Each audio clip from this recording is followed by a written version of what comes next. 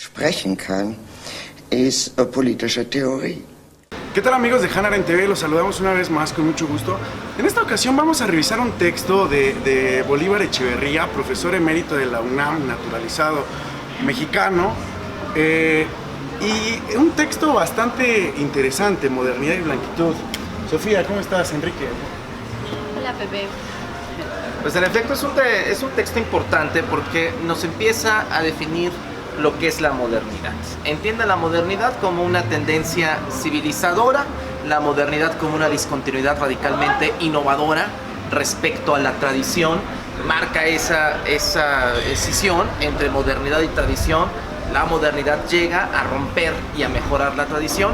Es un proyecto inacabado también, porque siempre está incompleto. Es como si algo en ella la incapacitara para ser lo que pretende ser, una alternativa civilizatoria superior a la ancestral y tradicional. Es decir, nunca la modernidad es lo suficientemente moderna y hay un proceso continuo, en una suerte de presente continuo y progresivo, donde siempre la modernidad tiene que ser cada vez más y más moderna. Y justamente también a cualquiera le llamaría la atención el pensar que esta modernidad es actual, cuando podemos encontrar justamente en el texto que esto viene empezando desde mucho tiempo atrás, que además justamente todas estas cosas que nunca la van a dejar ser, es porque justamente esa tradición, esos puntos jamás se van a perder en la sociedad. Entonces realmente es un movimiento que jamás se va a poder completar al 100%. En efecto, porque la tradición no puede ser extinguida por completo de la modernidad.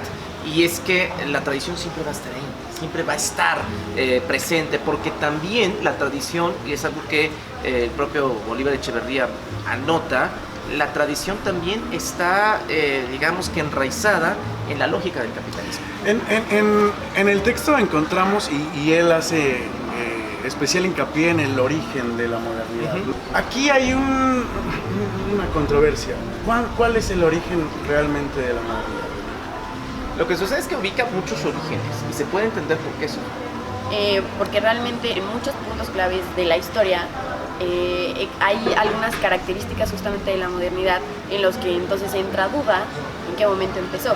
De hecho, en el texto también habla después de la revolución industrial, que sería como un punto de partida, pero no nos lo establece como tal así definido. Realmente podemos retomar las características de la misma en muchos momentos. A ver, tenemos varios cortes, o sea, está la caída del Imperio Romano, está el Renacimiento, está la Ilustración, está la sociedad industrial del siglo XIX, incluso la sociedad de la posguerra del siglo XX. O sea, hay muchos orígenes. ¿A qué se debe esta multiplicidad de orígenes de la modernidad?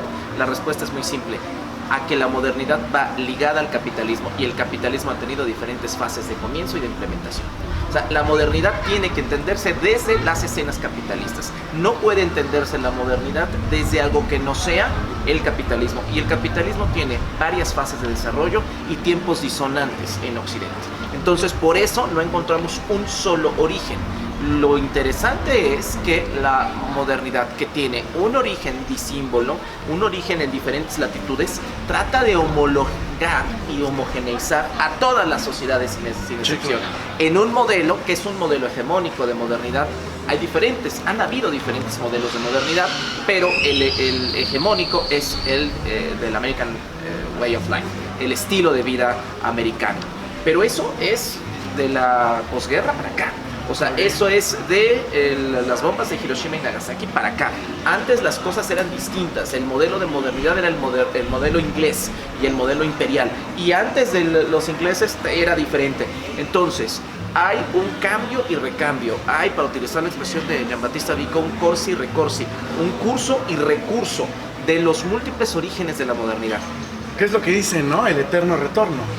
El eterno retorno a una situación distinta al origen, porque dice, la acumulación capitalista, dice Bolívar Echeverría, La acumulación capitalista se sirve de ella, no para establecer el mundo de la abundancia o la escasez relativa, sino para reproducir artificialmente la escasez absoluta.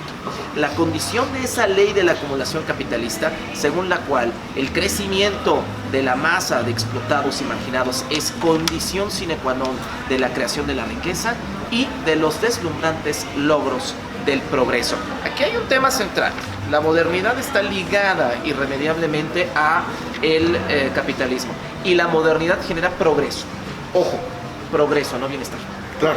Y Kant era experto en la idea del progreso, porque la idea del progreso supone ir hacia atrás, una calamidad, para dar un paso adelante. Y necesariamente la necedad y el eterno retorno del progreso es que siempre tenemos que ir hacia atrás para dar pasos hacia adelante. Es decir, siempre para llegar a una escena de bonanza quimérica y fugaz, debe haber una larga y prolongada tragedia detrás. Lo que dice Adorno, ¿no? El progreso como una forma de barbarie. Así es.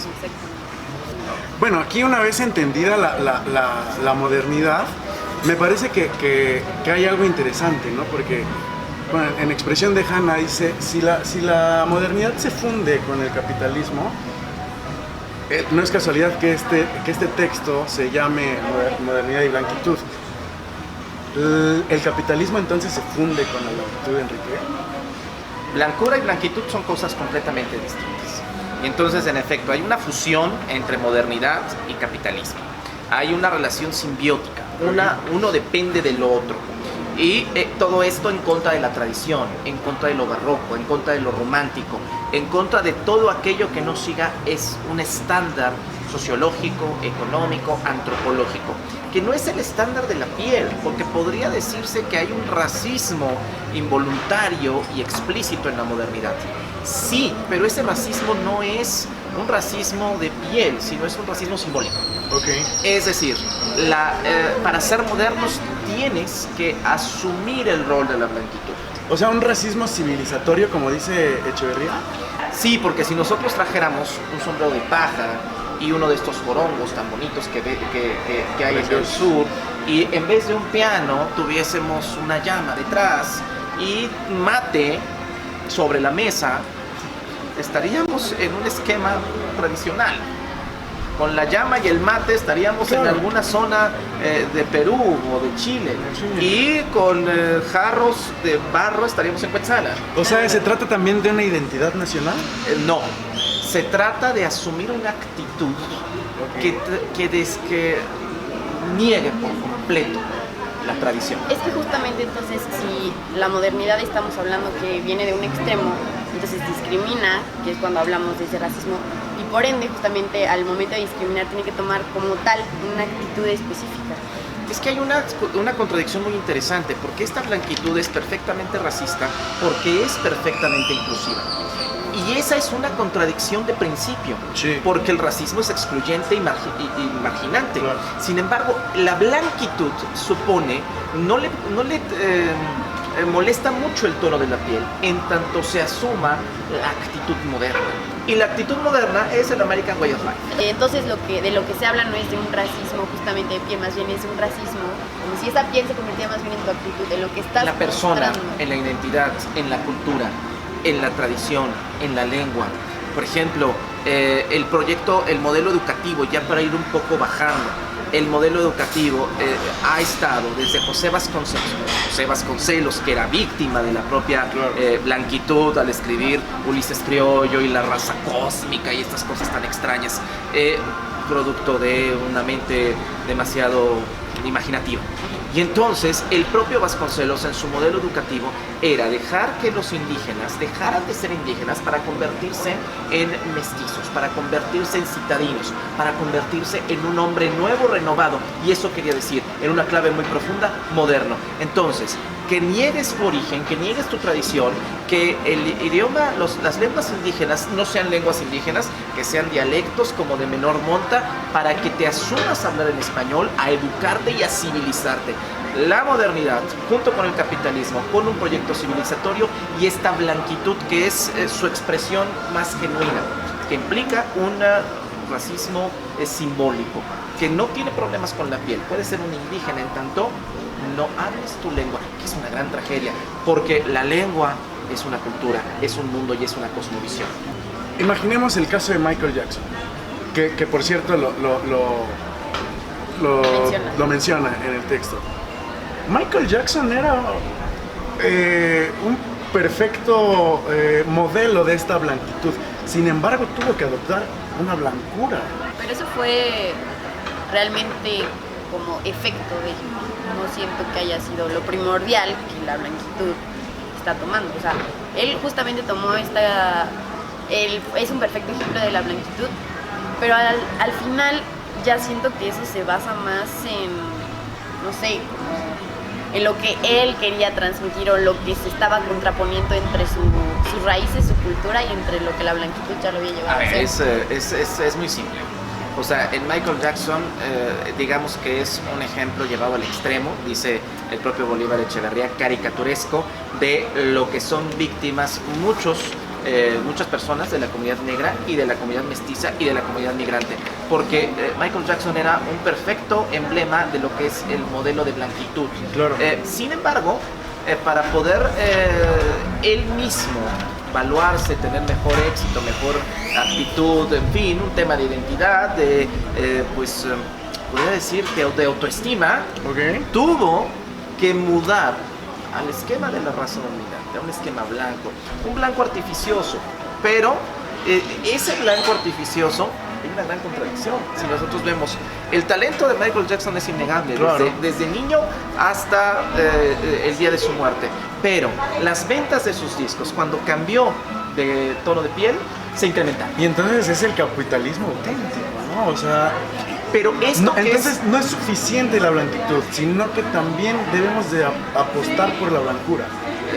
hasta cierto punto sí, porque pero el caso de Michael Jackson es el caso de una técnica Claro. desgarradora que tiene la posibilidad, los recursos, y entonces mutó su tono de piel.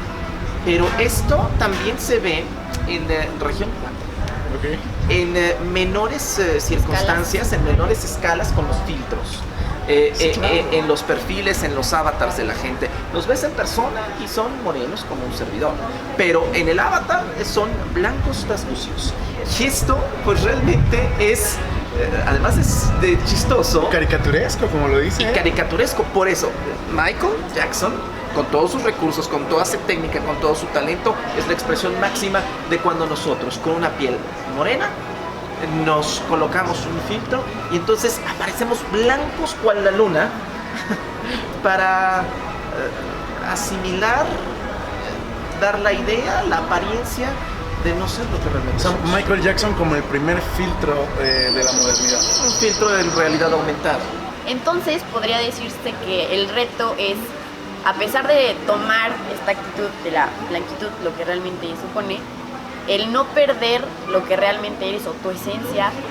Como ejemplo quisiera meter, que tal vez no lo retoma, pero a Barack Obama, que creo que es, como fue expresidente de Estados Unidos de América, creo que tenía en él gran parte de esta modernidad de la blanquitud, pero que su imagen en ningún momento te puede sacar de esa modernidad. Nunca pierde eso de que sí, Barack Obama es negro, es el primer presidente negro de Estados Unidos, pero sigue manteniendo esa posición. La idea de que nunca perdió contacto con la base y con los orígenes y que él se mantuvo. Bueno, alguien puede decir, es cierto. La mentira es absoluta. La afirmación suena tan plausible que cuesta trabajo encontrar la falacia. Recuerdo que había una imagen en la Casa Blanca, por ejemplo, antes de que quitaran el sitio en español de la Casa Blanca. Hoy solamente se puede encontrar desde la administración Trump en internet en inglés.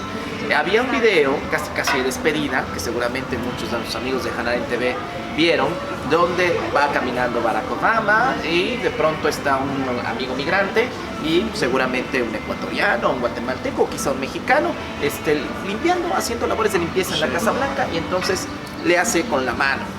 Bueno, ese sujeto se le conoció como el presidente deportador en jefe. Nunca ningún presidente, Ni Donald jamás, Trump. ni siquiera Donald Trump, ningún presidente ha deportado a tantos mexicanos en la historia de ese país como Barack Obama, el premio Nobel de la Paz. Y esto podría decirse, ¿no? Barack, no, o sea, sí rompió con la modernidad. No, tiene la actitud de la blanquitud.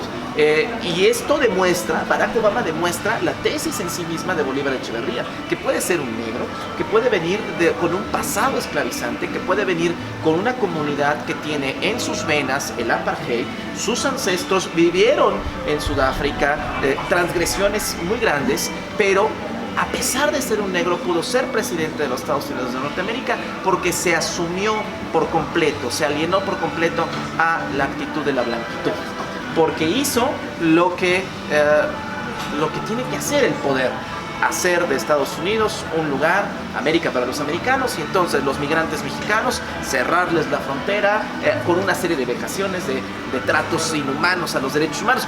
Y viene Trump, el sujeto blanco, el WASP, el blanco anglosajón, rojo por las cámaras anaranjado por las cámaras de bronceado, y él continúa la labor de Barack Obama, sobre todo con los guatemaltecos, con los centroamericanos, y quita el sitio de la Casa Blanca en español, por ejemplo, ya no está disponible en español. Y obviamente habla de México. Es decir, la continuidad existe. No hay diferencia entre Barack Obama y Donald Trump. Quizá la única gran diferencia es la propaganda. Y una propaganda, por supuesto, mucho más convincente en el caso de Barack, que en la de Donald Trump, donde pues primero te insulta y después te abraza. Continúa Bolívar Echeverría, el reconocimiento de un racismo constitutivo de la modernidad capitalista, un racismo que exige la presencia de una blanquitud de orden ético o civilizatorio como condición de la humanidad moderna. La nacionalidad moderna, cualquiera que ésta sea, incluso la de estados de población no blanca o del trópico, requiere la blanquitud de sus miembros. Es gracias a este quid pro quo que el ser auténticamente moderno llegó a incluir entre sus determinaciones esenciales el pertenecer de alguna manera o de cierta medida a la raza blanca y consecuentemente a relegar en principio el ámbito impreciso de lo pre, lo anti o lo no moderno a todos los individuos singulares o colectivos que fueran de color o simplemente ajenos como no occidentales. Hay una marcada, la modernidad llega para escindir. La modernidad llega para polarizar.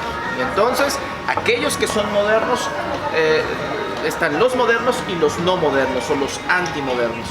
Y hay como una suerte de un bando civilizatorio y un bando arcaico, retrógrada, que está del lado equivocado del progreso, que está del lado equivocado del desarrollo y que tiene que colocarse en un punto correcto. Entonces, en el caso de estos extremos a los que, más bien, lo extremo que es la modernidad, se podría decir que entonces, ¿hay o no hay? O sea, no podría haber... Sí, claro, no hay un punto medio, eso es muy cierto. O estás en el lado tradicional, o estás en el lado de la blanquitud y del capitalismo y de la modernidad. Ahora, es una suerte de aspiración también y de asimilación, porque quizá no eres una víctima de la explotación del capitalismo. Y sin embargo, como la mayoría de los trabajadores lo somos, y sin embargo, asumes las actitudes de la blanquitud para ser parte, al menos por osmosis, al menos por imaginariamente, utópicamente, ser parte del lado civilizatorio, ser parte del lado dominante. Pues es que si la blanquitud justamente está tan entrelazada con el capitalismo, y el capitalismo, sea de la ideología que sea, realmente ahorita está en movimiento, te va a jalar. O sea, tienes que adaptarte, acoplarte a ella si quieres seguir moviéndote hoy, ¿no? Podemos llamar blanquitud a la visibilidad de la identidad ética capitalista, en tanto que está sobredeterminada por la blancura racial, pero por una blancura racial que se relativiza a sí misma al ejercer esa sobredeterminación. Por supuesto que sí.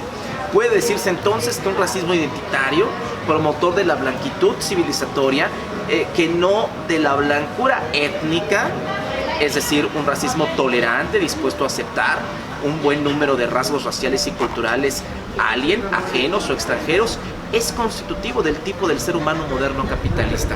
Aquí vamos con una película que generó mucha emoción por parte de los millennials que necesitan emociones en la vida.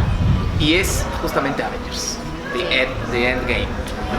Todos ellos tienen una actitud moderna, una actitud profundamente capitalista. La blanquitud incluso del gatote, el Black Panther, la blanquitud expresa de todos ellos. No, totalmente. O sea, creo que y entonces, Marvel, DC Comics y todas estas mensajes y películas para cierto público, es el discurso de la modernidad, es el discurso del capitalismo, que está perfectamente asimilado, porque es el discurso de una violencia que arrasa lo contrario a ella, una violencia que impone su hegemonía a costa de cualquier sangre posible.